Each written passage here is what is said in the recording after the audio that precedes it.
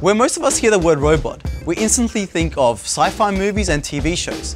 Yet robots are actually all around us. Everything from radio-controlled cars to your parents' dishwasher is actually a type of robot. Sixth grader Gemma would like to be an engineer when she grows up. And she might be a little bit surprised when she finds out that some engineers actually like to build robots. So Gemma, what exactly do you like about engineering? Well, I like building stuff and I like creating new stuff. And what kind of stuff do you create? I built the Cubby house. Are you serious? Yeah. Can you show it to me? I'd love to see it. I was about 9 when I built it with my dad. Yep. Yeah, my brother did a bit as well. It's really awesome. Can I check it out? Yeah, sure. Yeah? This is really cool. Do you come up here much? Yeah, sometimes with my friends. Yeah? What do you do? Gossip. Gossip, that's the way. And so, Gemma, what kind of stuff do you like to do at school?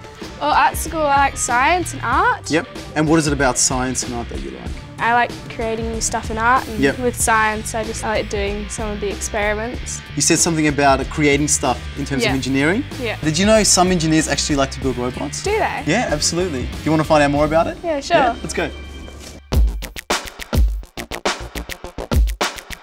My passion for engineering probably relates back to the time of the Apollo moon landings. I was just a little kid back then, and the magic of this machine taking people to another world was just too much for a little kid to handle. So it sort of lighted a fire under me for what's turned out to be the rest of my life and made me really excited about science and technology. Michael. Hey, Sasha. How are you? I'm doing well. Michael, I'd love to introduce you to Gemma. Gemma, hi. How you going? Good. Good. What kind of robots are you building? Well, we're building all sorts of robots. Right now, over here, Fred's building a couple smaller robots we call First Tech Challenge robots.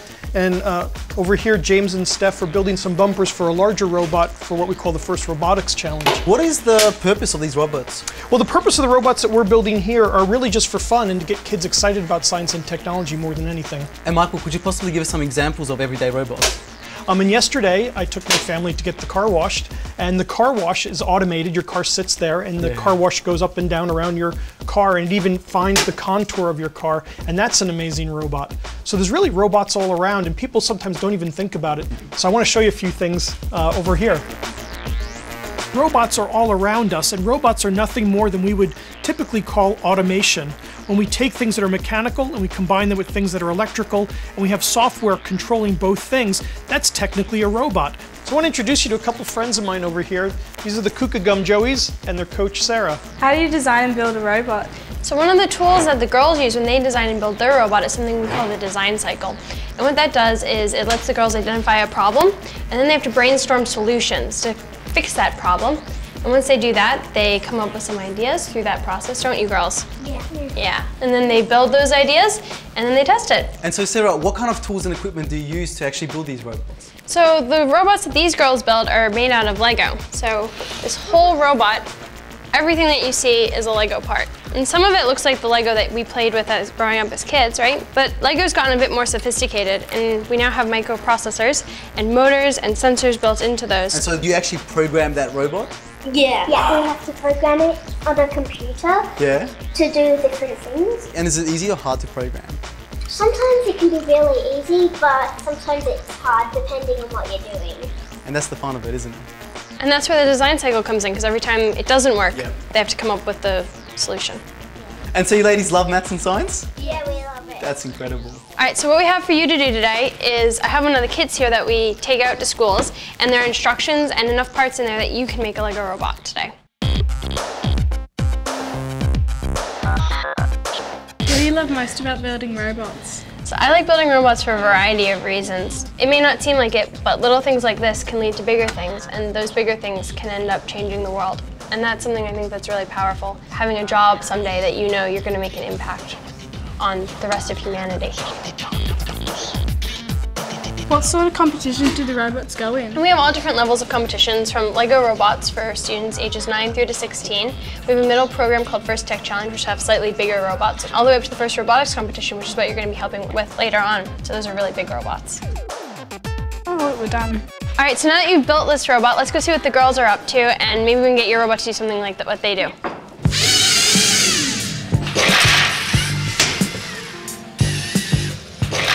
And so Sarah, how do you actually talk to these robots? How do you actually get them to do what you want them to do? Well, obviously just speaking to them in English doesn't quite work. Yep. So we have to speak to them in their own language. So what we speak to them normally in is a language that was developed specifically to help children learn how to program, and it's called NXTG, and LEGO developed it along with the kit. And that's what these girls have used to program this robot. So this year, everything that the robot does is somehow or another related to food safety. Those things that it just picked up, those are germs. And this truck here, it's got fresh produce from the farm, and the girls are trying to get it back to this square, which is called base, because that's the only place that they can touch their robot. And so they have to get the truck back to base, and they got it almost there last time. And this time they did get it there as well. See, girls, you got it in. So now that you've seen all the challenges that the girls did, I have one challenge specifically for you guys. So we have the fish here. We have 3 adult fish, and then we have the tiny baby fish. You guys need to get the 3 adult fish back to this square, which is called base. But this little fish, he's obviously much tinier. He's a baby fish. And because of the environmental impact, we need to make sure that he stays in the ocean. Now, this is obviously your challenge. So if we go back to the design cycle that we talked about earlier, the first step was to identify the problem. Well, I've kind of done that for you guys here. So now the second step is to brainstorm solutions. I think we should take all the 4 fish back and then put the little baby one back. So basically bring all of them in and then bring the other one back out. Okay, we can do that. I think it's a good strategy. Awesome, awesome. Let's try that then.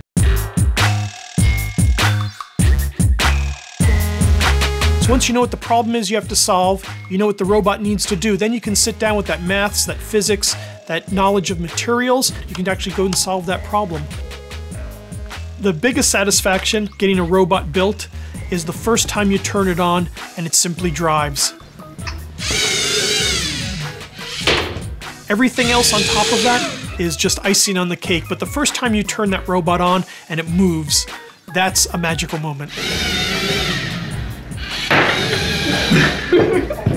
It will work. Let's just try it one more time.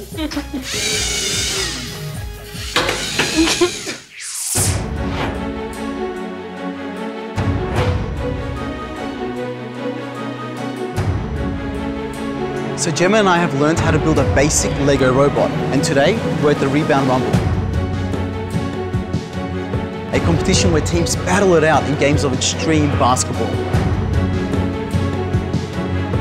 So Sammy and Catherine are competing here today with our robot. Their team number is 5152. How did you get involved with all this? Oh, well, I've been involved with the junior robotics program at my school. Yep. And then a couple of older students from my school were like, hey, we need people, let's go there to find people. Oh yes, you got recruited. Yes. And so you got recruited. Yeah, so I thought it was the greatest thing ever, and it's just Really? so much fun. Every year it's different, Yeah. and that we only have about a month and 2 weeks to build the whole thing. And to do all the programming. Yes, everything. How do you do that? 9 to 5 every single day. Oh my god. During the holidays. And the great thing about the team is that we're not just a team, we're a family. Yep. Oh yes. Yep. Like, I've only been on the team for 9 months, and already I feel like I'm one of them. That's incredible. That's One of incredible. us. When you're coming to the engineering party, it's definitely a team sport. You may have superstars who are really good at maths or really good at physics, but you also need the people who just have a real love of problem solving. And they may not be so good at maths or physics or understand how to drill holes in things, but they just have a love of solving that problem. And oftentimes they're the best engineers on the team.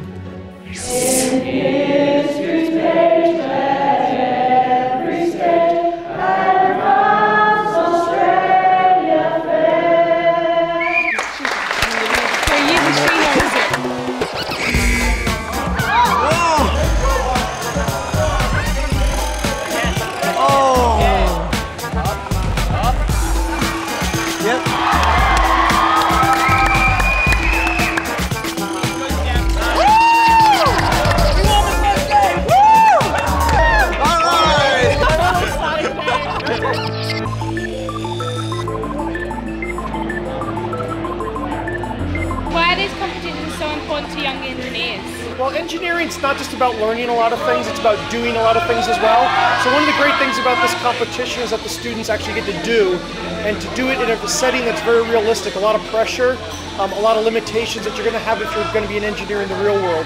That's awesome. And so what about the cow hat, Michael? Well, it's also about fun. Really? It's like cow hat's all about fun.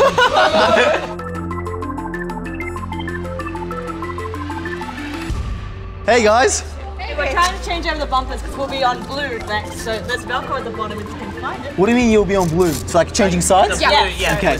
Besides baskets, how do you go about scoring points? So we can score points from balancing on the bridge, which isn't easy as you could probably see on it. It's hard enough to just bring down that bridge actually. And so guys, when is your next match? It's like now. Which is now?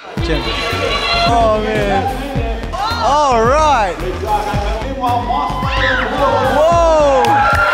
I never thought I'd wind up the places I've been and where I am now when I was at university. Awesome job. You guys rock.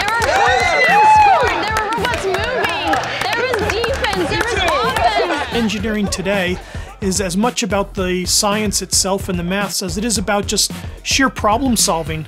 So if you really love puzzles, if you really love mysteries, but you're not so good at the maths or science, there's still a place for you in engineering. What I found interesting about today is that how they build all these robots in such a short amount of time and what they do with them and what they could do. It looks like Gemma has had a really fun time helping out her team and also learning how to build a robot that shoots basketballs. And I'm sure that it's going to give her the spark of inspiration to maybe choose engineering as a career option in the future.